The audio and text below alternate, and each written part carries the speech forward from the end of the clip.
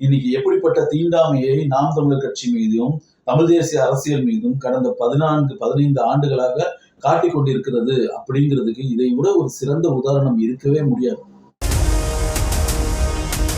இன்று திரு விஜய், நடிகர் விஜய் அவர்கள் கட்சி துவங்கி இதுவரைக்கும் எந்த தேர்தலையும் அவர் சந்திக்கல. தன்னுடைய வாக்கு வலிமை என்ன அப்படின்றத களத்துல இதுவரைக்கும் நிரூபிக்கவே இல்லை. 8% வாக்குகளுக்கு மேல பெற்று அங்கீகரிக்கப்பட்ட தமிழ்நாட்டுடைய 3வது பெரிய கட்சியாக இருக்கக்கூடிய நாம் தமிழர் கட்சியை போட்டியாக பார்க்க முடியாது அப்படின்றத திராவிடத்துக்கு தமிழ் தேசிய அரசியல் மீது தீண்டாமை வர்றதுக்கு காரணம் என்ன அப்படின்னா இங்க திராவிட அரசியல் அப்படிங்கிறது தமிழர் அல்லாதவர்கள் தமிழர்களை அடக்கி ஆள்வதற்கான ஒரு அமைப்பாக மட்டுமே இங்க செயல்படுது. அவங்களுடைய பிரதான கொள்கையே பாத்தீங்கன்னா அது ஒன்னாதான். திராவிட முன்னேற்ற கழகமோ அண்ணா திராவிட முன்னேற்ற கழகமோ இன்னைக்கு எந்த கூட்டணியும் இல்லாம மக்களுக்கு காசு கொடுக்காம களத்துல நின்று வாக்குகளை பெறுவதற்கு தயாரா இருப்பாங்களா? இன்னைக்கு கமலஹாசன் செய்த அதே விஷயத்த திரு விஜய் அவர்கள் செய்வார் அப்படின்னு நாம சொல்றோம். பெரும் முதலாளிகளை பாதுகாப்பது, இந்த நிலைப்பாட்டுல இவங்க எல்லாம் ஓரணியில திரண்டு நிக்கிறதுனால எல்லா கட்சிகளுக்கும் எதிரில் நாம் தமிழர் கட்சி நிக்க வேண்டிய கால சூழல் ஏற்படுகிறது. தமிழுக்கும் தமிழருக்கும் வணக்கம். நான் உங்கள் அருண். நாம் தமிழர் கட்சி திருவொற்றியூர் வலையொலி சார்பாக இன்று உங்களை சந்திப்பதில் மற்றற்ற மகிழ்ச்சி. நீண்ட நாட்களாக ஒரு குறிப்பிட்ட தகவல் குறித்து பேச வேண்டும் என்று விரும்பியிருந்தேன். ஆனால் சமீபத்தில் நடந்த ஒரு நிகழ்வு ஒன்று, ஒரு முக்கியமான சன் ஊடகத்தில் நடந்த ஒரு தொலைக்காட்சி விவாதத்தில் அவங்க தலைப்பு ஒன்று வச்சிருந்தாங்க. அந்த தலைப்பை பார்க்கும்போது இது நம்ம பேசியே ஆக வேண்டிய காலகட்டம் என்று புரிந்ததால் இதை இன்று பேசிக் கொண்டிருக்கிறேன். சமீபத்தில் நீங்கள் எல்லாரும் பார்த்துருப்பீங்க, சன் தொலைக்காட்சியுடைய ஒரு விவாத நிகழ்ச்சியோட தலைப்பு மும்முனை போட்டி. அதாவது நடிகர் விஜய் அவர்கள் தன்னுடைய கட்சியின் நிலைப்பாடாக கூட்டணி எது நம்முடைய, அதாவது அவருடைய கட்சியின் தலைமையில் தான் கூட்டணி என்று அறிவித்தார் அல்லவா? அன்று மாலை நடைபெற்ற விவாதத்தில் 3 முனை போட்டி என்ற தலைப்பில் விவாதம் ஏற்பாடு செய்திருந்தார்கள். அந்த விவாதத்தில் அந்த ஊடகத்தினுடைய தலைமை ஆசிரியர் அவர்கள் அந்த ஊடகத்தை நெறியாளராக, அந்த நிகழ்ச்சியின் நெறியாளராக இருந்தார். அப்போது ஒரு ஊடகவியலாளர் பேசும்போது 3 முனை போட்டி அல்ல, இது 4 முனை போட்டி, நாம் தமிழர் கட்சியும் களத்தில் இருக்கிறது 4வது முனை அப்படி என்று சொல்லும்போது அவருக்கு உடனே அதை பொறுத்து கொள்ளவே முடியவில்லை. அவருடைய முக பாவனை மாறிவிட்டது, அவருடைய பேச்சில் ஒரு வித்தியாசம் தெரிந்தது. அவருடைய கருத்து மிகவும் ஒரு தீண்டாமையை இதை விட ஒரு தீண்டாமைக்கு ஒரு உதாரணமே தேவையில்லை அப்படின்னு சொல்ற மாதிரி ஒரு கருத்தை பதிவு பண்றாரு. என்ன சொல்றாருன்னா, ஆமாமா நாம் தமிழரும் நிக்கிறாங்க, பகுஜன் சமாஜ் கட்சி கூட 234 தொகுதிகள்லையும்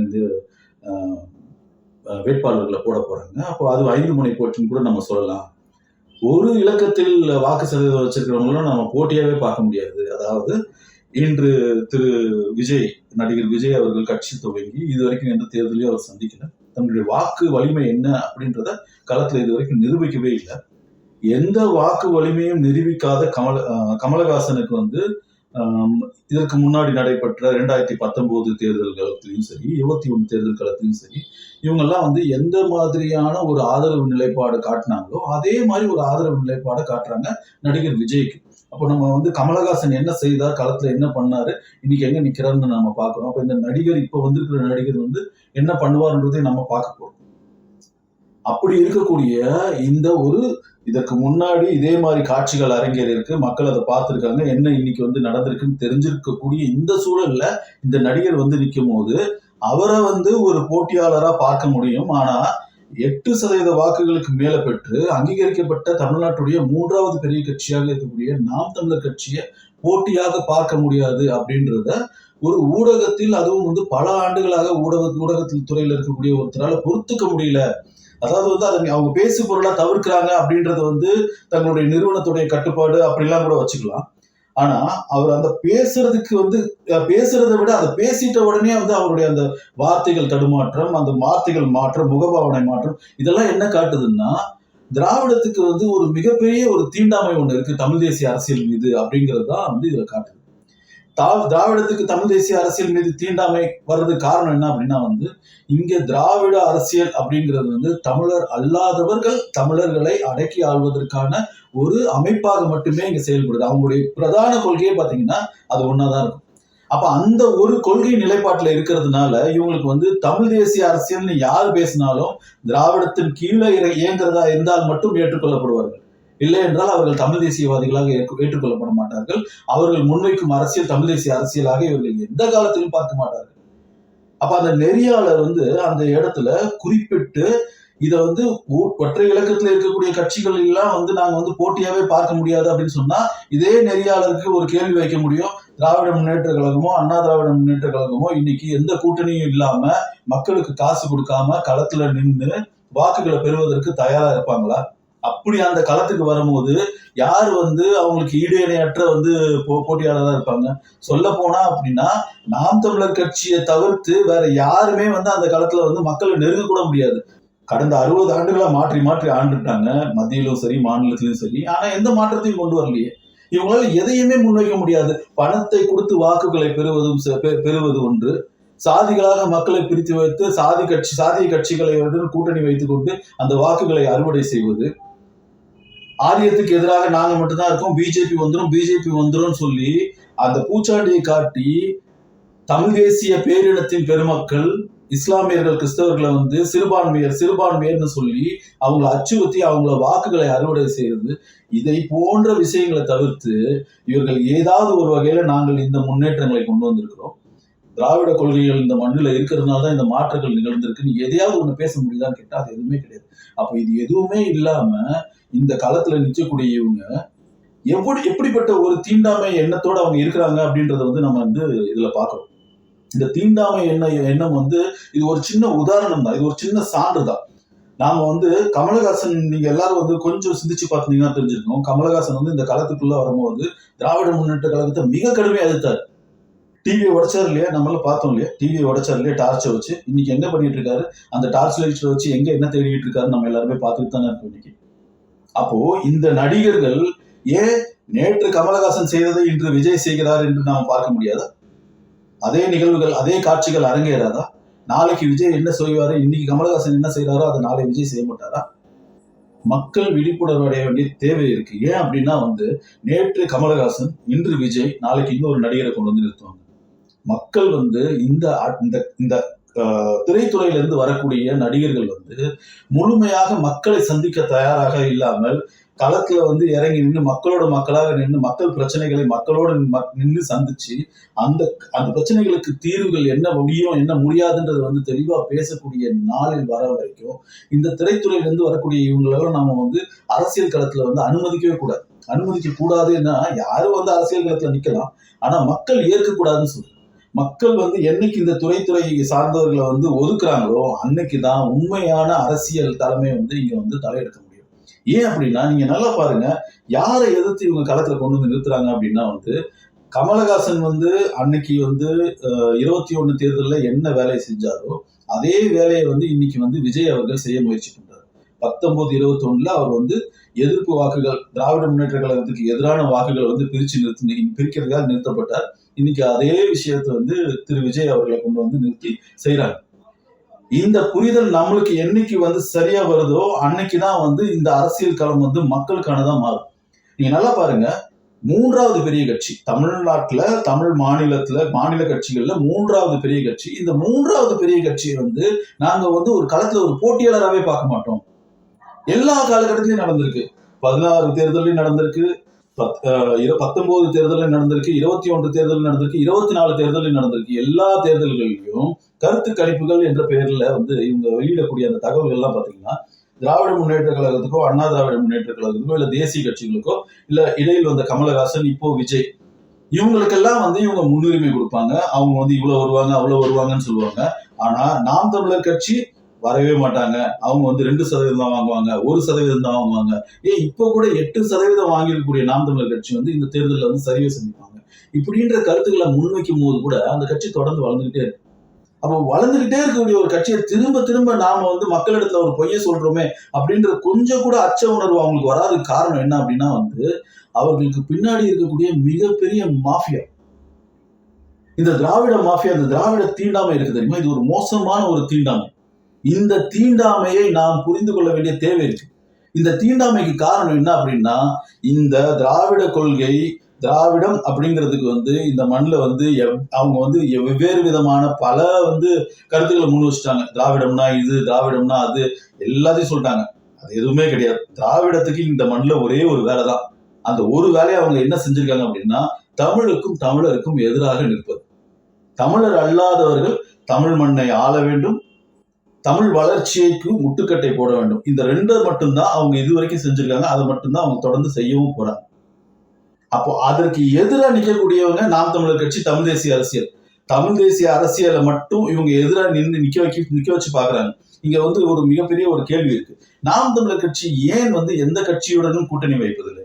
ஏன் குறைஞ்சபட்சம் எல்லா கட்சி, இப்போ திராவிட முன்னேற்ற கழகம் இருக்கு, அண்ணா திராவிட முன்னேற்ற கழகம் இருக்கு, இடையில் கமலஹாசன் வந்தார். இப்போது அவருக்கு பதிலாக திரு விஜய் வந்திருக்கிறாரு. தேசிய கட்சிகள் பாஜக இருக்கு, காங்கிரஸ் இருக்கு. இவங்களோட யாராவது ஒரு இடத்துல ஒருத்தர் கூட ஏதோ ஒரு இடத்துல குறைந்தபட்ச கொள்கை உடன்பாடுகள் போட்டு கூட்டணி வச்சா என்ன அப்படின்ற கேள்வி திரும்ப திரும்ப முன்வைக்கப்படுது. ஆனா நீங்க எல்லாத்தையும் ஒரு விஷயத்தை யாருமே பார்க்க மாட்டோம். நாம என்ன அப்படின்னா, தொடர்ந்து இந்த கட்சிகள் வெவ்வேறா இருக்கும் போது இவங்களுக்கு ஊடகத்துல தீண்டாமே இருக்க மாட்டேங்குது.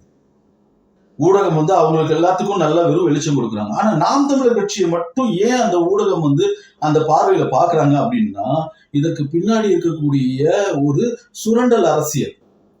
ஏன்னா இந்த கட்சிகள் எல்லாருமே வெவ்வேறு கொள்கைகளை பேசுவதாக எதிர்கருத்துகள் உள்ளவர்களாக களத்தில் காட்டிக் கொண்டாலும் இவர்கள் யாருமே பெரும் நிறுவனங்களுக்கு எதிராக எந்த இடத்துலயுமே செயல்படுறது கிடையாது. எல்லா இடங்கள்லயும் பெருநிறுவனங்கள்ல பெரும் முதலாளிகள் கிட்ட பணத்தை வாங்கிட்டு தான் இவங்க கட்சிக்கு நிதியை பெற்றுக்கொண்டுதான் இவங்க களத்துல நிக்கிறாங்க. நீங்க நம்ம எல்லாரும் நல்லா பார்த்தோம். இந்த தேர்தல் பத்திரம் அப்படிங்கிற வகையில பெருநிறுவனங்கள்கிட்ட இருந்து எல்லா கட்சிகளுமே பணம் பெற்றிருந்தாங்க. இங்க இந்த காலத்துல பெருநிறுவனங்கள் கிட்ட இருந்து பணம் பெறாமல் நாங்கள் மக்களுக்காக உழைக்க வந்திருக்கோம், மக்களுக்கான கருத்தியல் எடுத்துட்டு வந்திருக்கோம் அப்படின்னு சொல்லி மக்கள் கிட்ட நின்று மக்கள்கிட்டயே பணம் பெற்று மக்களுக்காகவே அரசியல் செய்யக்கூடிய ஒரே கட்சி நாம் தமிழர் கட்சி. இது பெருநிறுவனங்களுக்கான அச்சுறுத்தலாக அவங்க பாக்குறாங்க. அதனாலதான் இந்த ஊடக தீண்டாமை நாம் தமிழர் கட்சி மீது காட்டப்படுகிறது. நாம் தமிழர் கட்சி மட்டுமல்ல, திராவிடத்தை ஏற்காத தமிழ் தேசிய அரசியல் பேசக்கூடிய எல்லா கட்சிகளையும் இவங்க இப்படிதான் பாக்குறாங்க. நீங்க நல்லா பாத்துக்கோங்க. இந்த காலத்துல கமலஹாசன் இதற்கு முன்னாடி என்ன செய்தாரோ அதையே திரு விஜய் அவர்கள் செய்வார். கமலஹாசன் எந்த இடத்துலயும் மக்கள் கிட்ட போய் நிக்கல. நம்ம எல்லாரும் பார்த்தோம். அவர் மேடைகள்ல எப்படி நின்னாரு, வாகனங்கள் பரப்புரைகள்ல எப்படி பண்ணாரு. திரு விஜய் அவர்களும் கிட்டத்தட்ட அதையே மட்டும்தான் செய்ய போறாரு. ஏன்னா அது தவிர்த்து அவங்களால மக்கள் கிட்ட நெருங்கி வர முடியாது. மக்கள் கிட்ட நெருங்கி வரணும் அப்படின்னா உண்மையான மக்களை நேசிக்கக்கூடிய அந்த கருத்து இருக்கணும். அந்த கருத்தியல் கோட்பாடுகள் உடன்பாடு இருக்கணும். அந்த கருத்தியல் கோட்பாடுகளில் உடன்பாடு இருந்திருந்தால் கமலஹாசன் இன்று எந்த திராவிட கட்சியை, திராவிட முன்னேற்ற கழகத்தை எதிர்த்து இந்த களத்துல அவ்வளவு தீவிரமா பேசினாரோ, அவ்வளவு பரப்புரைகள் செய்தாரோ, அதே கட்சியோடு இன்னைக்கு ஒன்றிணைந்து செயல்பட்டு நிற்பாரா? இந்த கேள்விக்கு எல்லாரும் விடை தேடும். இன்னைக்கு கமலஹாசன் செய்த அதே விஷயத்த திரு விஜய் அவர்கள் செய்வார் அப்படின்னு நாம சொல்றோம். இதை புரிந்து கொள்ளாதவர்கள் திரும்ப அதே நிலைப்பாட்டில் அவர் இன்னொரு 4 ஆண்டுகள் கழித்தோ இல்லை 3 ஆண்டுகள் கழித்தோ அவர் நிற்கும் போது அப்போ புரியும். அப்ப என்ன நடக்கும் அப்படின்னா, இழப்பு மக்களுக்கு தான். மறுபடியும் இதே கட்சிகள், இந்த கட்சி இல்லைன்னா அந்த கட்சி, அந்த கட்சி இல்லைன்னா இந்த கட்சி என்று இவர்களுக்குள்ள கட்சி மாற்றங்கள் நடக்கும். ஆனால் மக்களுக்கு எந்த மாற்றங்களும் நடக்காது. நாம் தமிழர் கட்சி முன்வைக்கக்கூடிய இந்த அரசியல் எல்லா கட்சிகளுக்கும் எதிராக இருப்பதற்கு காரணம் என்ன அப்படின்னா, இந்த எல்லா கட்சிகளும் ஓர் அணியில திரள்றாங்க. தனித்தனியா நின்னா கூட எதுல அப்படின்னா பெரு நிறுவனங்களை பாதுகாப்பது, பெரும் முதலாளிகளை பாதுகாப்பது. இந்த நிலைப்பாட்டுல இவங்க எல்லாம் ஓர் அணியில திரண்டு நிக்கிறதுனால எல்லா கட்சிகளுக்கும் எதிரில் நாம் தமிழர் கட்சி நிக்க வேண்டிய கால சூழல் ஏற்படுகிறது. இது நாம் தமிழர் கட்சி விரும்பி ஏற்றிக்கொண்டது கிடையாது. நாம் தமிழர் கட்சி முன்வைக்கக்கூடிய கொள்கை கோட்பாடுகளை இன்னைக்கு ஏதாவது ஒரு அரசியல் கட்சி பேசுதா? மக்கள் பிரச்சனைகள், ஒவ்வொரு சிக்கல்களுக்கும் முறையான தீர்வுகளை முன்வைத்து களத்தில் நின்று கொண்டு மக்களை சந்தித்துக் கொண்டு வாக்குகளை சேகரித்துக் கொண்டிருக்கக்கூடிய ஒரு கட்சியை நாங்கள் போட்டியாகவே கருத மாட்டோம் அப்படின்னு சொல்லக்கூடிய இந்த திராவிட தீண்டாமை இருக்கு இல்லையா? இந்த திராவிட தீண்டாமை எவ்வளவு கொடிதுன்றது பாருங்க. எவ்வளவு கொடுமையான ஒரு தீண்டாமை. 1% வாக்கு வச்சிருக்கக்கூடிய நாம் தமிழர் கட்சியெல்லாம் நாங்க ஊடகத்துல மற்ற பெரிய கட்சிகளுக்கு இணையா காட்ட முடியாதுன்னு பேசின அதே வாய்கள் இன்னைக்கு 8% வாக்கு வாங்கி மாநிலத்துடைய 3வது பெரிய கட்சியா மாறினதுக்கு அப்புறமேலும் ஒரு இலக்கத்துல வாக்கு வச்சிருக்கக்கூடிய ஒரு கட்சியெல்லாம் போட்டியாக பார்க்க முடியாது. ஆனால் இதுவரைக்கும் களத்துக்கே வராம மக்களையே சந்திக்காமல் வாக்கு வலிமை என்னன்றதே அவங்க வெளிப்படுத்தாத ஒரு கட்சியை நாங்க திராவிட முன்னேற்ற கழகத்துக்கும் அண்ணா திராவிட முன்னேற்ற கழகத்துக்கும் எதிரி கட்சிகளாக காட்டுவோம், போட்டி களத்தில் அவர்கள் நிற்பார்கள் அப்படின்றத நாங்க ஏத்துப்போம் அப்படின்னு பேசுறது எப்படிப்பட்ட தீண்டாமை? அப்போ இத்தனை ஆண்டு காலமும் நாங்க தீண்டாமைக்கு எதிரானவர்கள், நாங்கள் தான் சமூக நீதி போராளிகள், சமூக நீதியை காத்தவர்கள்னு பேசின அந்த திராவிட கட்சிகள் எல்லாமே இன்னைக்கு எப்படிப்பட்ட தீண்டாமையை நாம் தமிழர் கட்சி மீதும் தமிழ் தேசிய அரசியல் மீதும் கடந்த 14-15 ஆண்டுகளாக காட்டிக் கொண்டிருக்கிறது அப்படிங்கிறதுக்கு இதை விட ஒரு சிறந்த உதாரணம் இருக்கவே முடியாது. மக்களாகிய நாம் இதை புரிந்து கொள்ள வேண்டும். இதை புரிந்து கொண்டு திரைப்படங்கள்ல இருந்து வரக்கூடியவர்கள் கால நேரத்துக்காக சில வேலைகள் செய்வதற்காக வருகிறார்கள் என்றுதான் பார்க்க வேண்டும். இந்த ஏ டீம் பி டீம் அப்படின்றதெல்லாம் பெரிய உடன்பாடு இல்லை. ஆனா நீங்க நல்லா தெரிஞ்சுக்கோங்க, நானும் கண்கூடா பார்த்தோம். கமலஹாசன் அந்த குறிப்பிட்ட காலகட்டத்துல அரசியல் களத்துல நிற்கும் போது திராவிட முன்னேற்ற கழகத்தை எதிர்ப்பது போல முழுமையாக தன்னை கட்டமைத்து காட்டிக்கொண்டு அவர் செய்த வேலை ஒன்றே ஒன்றுதான். திராவிட முன்னேற்ற கழகத்துக்கு எதிரான வாக்குகளை பிரித்து திராவிட முன்னேற்ற கழகத்துக்கான வாய்ப்புகளை அதிகரிப்பதை மட்டும்தான் அவர் செய்தார். அதே வேலையை தான் திரு விஜய் அவர்களும் இன்று செய்வார் அப்படிங்கிறதுல எந்த விதமான மாற்று கருத்துமே இருக்க முடியாது. இந்த களம் இப்படியே போய்கிட்டு இருக்கும் போது இந்த ஊடகங்கள், இந்த ஊடக தீண்டாமை கொண்டு நாம் தமிழர் கட்சி மீதும் தமிழ் தேசிய அரசியல் மீதும் காட்டக்கூடிய இந்த தீண்டாமை எதை நோக்கியது என்றால் ஒரே ஒரு நோக்கம்தான், திராவிட முன்னேற்ற கழகம் தலைமையிலான ஆட்சியை மீண்டும் இங்கே கொண்டு வருவது. அதற்காகத்தான் விஜயை இவர்கள் திரும்ப திரும்ப எதிர் போட்டியாளராக காட்டுறாங்க. அவங்களுடைய கருத்து கணிப்புகள் இவர் இவ்வளவு வாக்குகள் பெறுவார்ன்ற தகவல்கள் கொண்டு வர. இன்னைக்கு களத்துல ஒரே ஒரு கட்சி தான் மக்களை இந்த திராவிட அரசியல்ல இருந்தும் தேசிய கட்சிகள் பாஜக, காங்கிரஸ் போன்ற மோசமான கொள்கைகளை கொண்ட, மக்கள் விரோத கொள்கைகள் கொண்ட, தமிழ் மொழிக்கு எதிரான கொள்கைகள் கொண்டவர்களை இருந்து தமிழ்நாட்டையும் தமிழர்களையும் காப்பாற்றுறதுக்கு ஒரே ஒரு வாய்ப்பு தான் இருக்கு. மக்கள் எல்லோரும் ஓரணியில் நாம் தமிழர் கட்சியின் பின்னால் திரள்வதை தவிர்த்து வேறு ஒரு வாய்ப்பு இருப்பதாக தெரியல. நாம இந்த கருத்தியலை முழுமையாக புரிந்து கொண்டு இந்த களத்தில் இவர்கள் செய்யக்கூடிய இந்த ஊடக தீண்டாமைக்கு எதிராக நாம் களத்துல நாம செயல்பட வேண்டிய தேவை இருக்கு அப்படின்றத ஒவ்வொரு வாக்காளரும் சிந்திக்க வேண்டிய தேவை இருக்குது. அந்த சிந்தனையோடு நாம் இவர்களுடைய இந்த நோக்கத்தினை முறியடிப்போம் என்று கூறி வாய்ப்புக்கு நன்றி கூறி விடைபெறுகிறேன். நன்றி, வணக்கம். நாம் தமிழர்.